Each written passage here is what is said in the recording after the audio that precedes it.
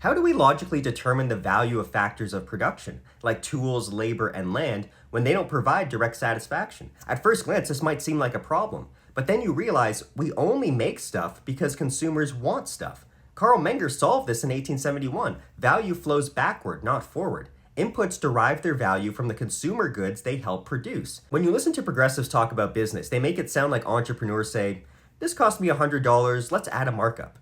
Like they just get to arbitrarily set prices based on what they've already spent. But that's not how the market works at all. What entrepreneurs actually do is ask, what will people pay? And then figure out how to produce it for less than that. Entrepreneurs observe the expected selling price and then decide how much they can afford to spend on inputs. And consumers? They don't care what it costs to produce. They value things based on usefulness, on whether it serves their wants at the moment of potential exchange. If your input costs exceed the market price, you're not creating value, you're destroying capital. So how do you know which is happening? Profit and loss. That's the market's feedback loop. Losses say stop, you're wasting scarce resources. Profits say good, you've satisfied consumer wants better than others.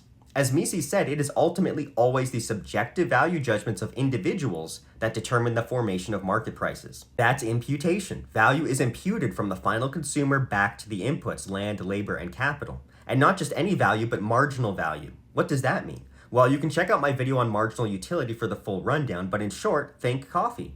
It's not coffee in general that I value, it's this specific cup right now, at the margin. You might love lattes, but how about that fifth cup on the same day? Probably not so much. That declining urgency is marginal utility. It's how prices are formed. And if nobody wants lattes anymore, your fancy espresso machine is basically worthless. It doesn't matter how much it costs. If there's no demand at the margin, the capital goods lose their value. The classical and neoclassical schools get this completely backward. They see value as moving from inputs to outputs, from costs to prices.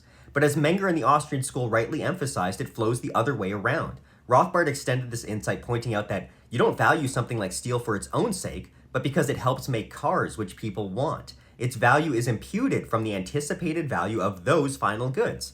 There is no intrinsic value in anything, only preferences, purposeful action, and subjective valuation. Imputation is the process by which value is assigned from the consumer, not from the producer. Remember, economic decisions aren't made by abstractions like a system or a class or a structure or capital or society, but by the acting individual.